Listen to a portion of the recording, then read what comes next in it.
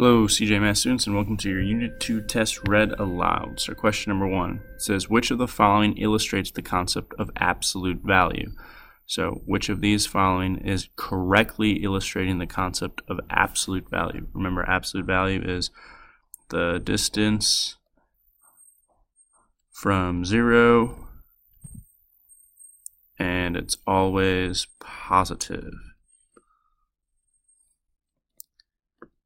Number 2, which of the following illustrates the concept of the additive inverse? Remember, the additive inverse is any number and its opposite will equal 0. Which comparison is true? Negative 10 is greater than 11. Negative 8 is less than negative 9. Negative 20 is less than negative 19. Negative 21 is greater than negative 20. Think about the number line. What happens as you go further left? Further left,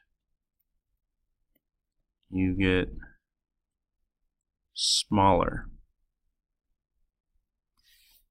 Which is bigger, the absolute value of negative 10 or the absolute value of 5, and why? So put your answer here.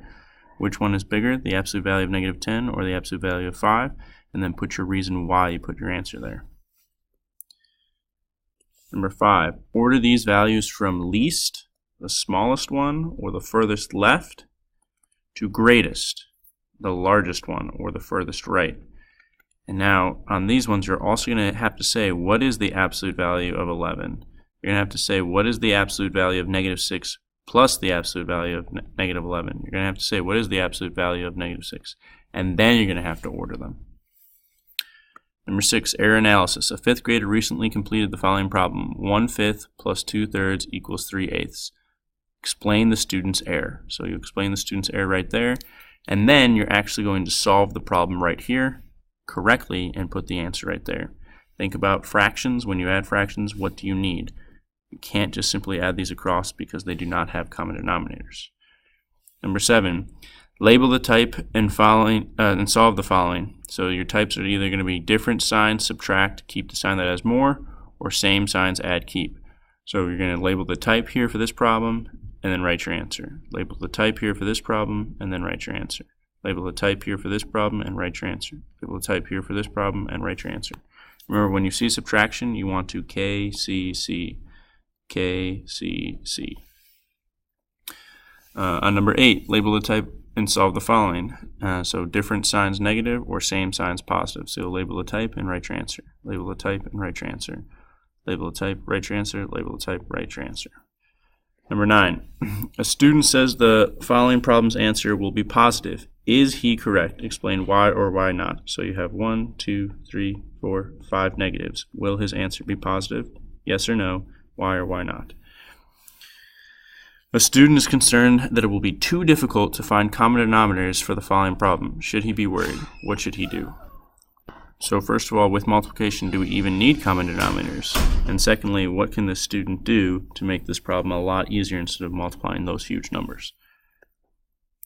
Number 11, computation with addition and subtraction. Label the type when asked, and don't forget to KCC with subtraction. So don't forget to KCC here, and then solve this problem. There's no type asked.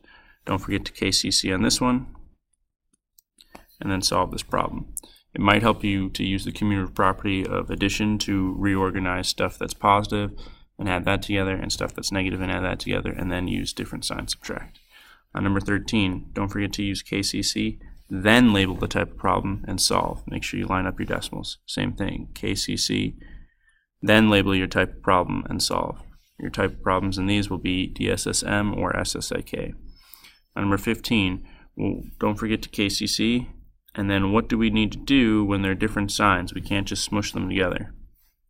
Number 16, don't forget to KCC, but also don't forget to split apart your fractions. So for instance, after I KCC, it's going to be negative 3 plus negative 1/2 plus 3 plus 1/6, right?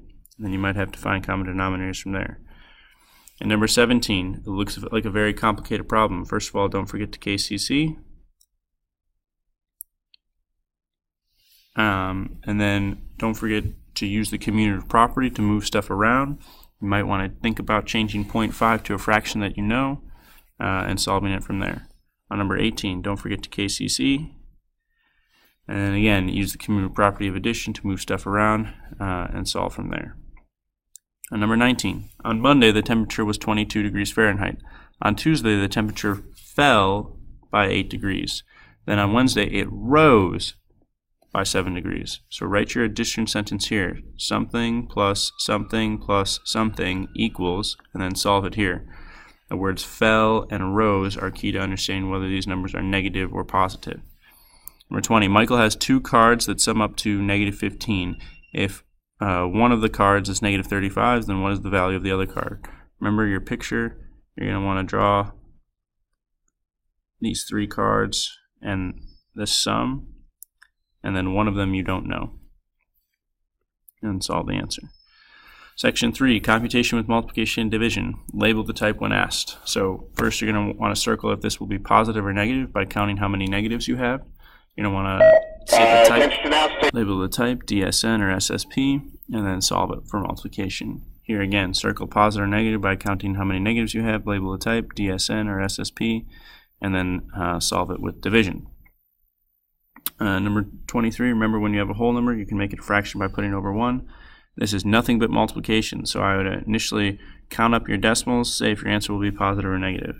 Same thing with number 24, count up your decimals, say if your answer will be positive or negative. Remember on dividing fractions, you need to flip the second fraction and change it to multiplication. Number 25, remember you put it over 1. Remember you need to change this to an improper fraction, and then you need to flip. On number 26, you put it over 1 to make all these fractions. Count up your negatives to see if your answer will be positive or negative. Look to cross cancel. Number 27, remember order of operations. You must multiply or divide, then add or subtract. So you want to keep change and hold off on the addition or subtraction till the very end. Same thing on number 28, multiply or divide, then add subtract. For both of these, I'd count up your negatives to make sure that you understood if your answer is positive or negative. Finally, stock market mental math. So you want to tell me exactly how much GM gained or lost looking at this data right here, and then all together. So this one is the per share, that you put your answer right here, and then this is the all together where you look at the per share and multiply it by 500. Okay? That is it. Good luck.